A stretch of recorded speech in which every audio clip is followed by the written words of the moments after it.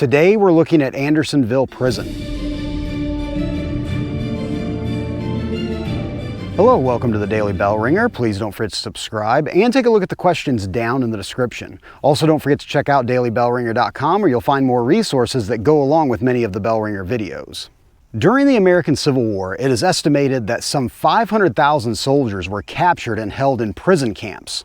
One of the most well-known and tragic of these camps was the Confederate prison of Andersonville, here in southwest Georgia. Officially called Camp Sumter after the county where it was located, eventually over 30,000 Union prisoners were held here in some of the worst conditions. Andersonville Prison was constructed in early 1864, with some of the first Union prisoners arriving in February of that year.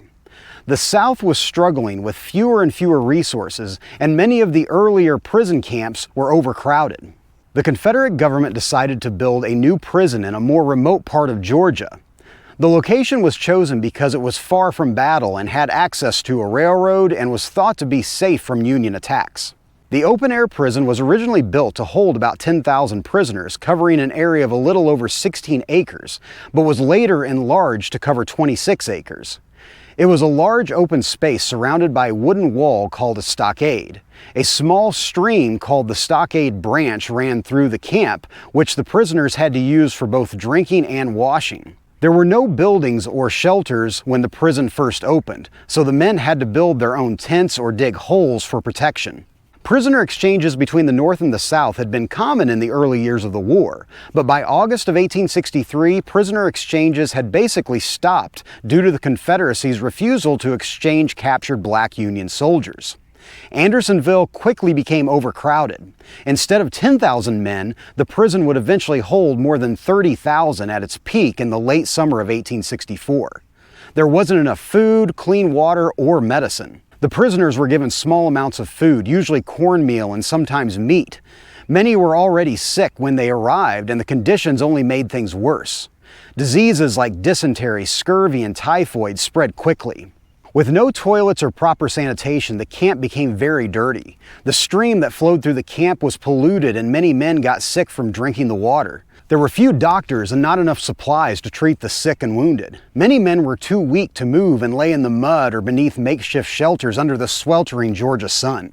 One of the most dangerous parts of Andersonville was the deadline. This was a small wooden rail that ran inside the main wall. If a prisoner crossed inside the rail, guards were ordered to shoot them. Many men were killed this way, even if they crossed the line by accident. In total, about 45,000 Union soldiers were held at Andersonville. Of those, nearly 13,000 died, mostly from disease, starvation, and exposure to the elements. That means almost 1 out of every 3 men died in the camp. The death rate was around 100 prisoners per day. Despite the horrors, some prisoners survived by working together, sharing food and building shelters. Some even created small groups to protect each other from theft or violence. There were also groups of prisoners called raiders who stole from weaker men. To stop them, the prisoners formed their own police force called the Regulators and held trials to punish the raiders. The prisoners set up their own courts, and the raiders were put on trial, with 6 of them being found guilty and put to death. In May of 1865, the prison was liberated by Union troops. They were shocked by what they found, with men sick and dying and starving to death. The horrors of Andersonville became widely known. Northern newspapers published drawings and stories from the survivors. People were outraged at how badly prisoners had been treated. Captain Henry Wirz, the Confederate commander in charge of the prison, was arrested and put on trial. He was found guilty of war crimes and was executed in Washington, D.C. Some people believed he was just following orders, but others thought he was responsible for the terrible conditions. To this day, historians still argue about whether he was treated fairly. Today, the site of Andersonville Prison is part of the Andersonville National Historic Site. It includes the old prison grounds, a cemetery where many of the dead were buried, and the National Prisoner of War Museum. People visit to learn about what happened and to remember those who suffered and died here. So with that, hopefully you learned something, and thanks for watching.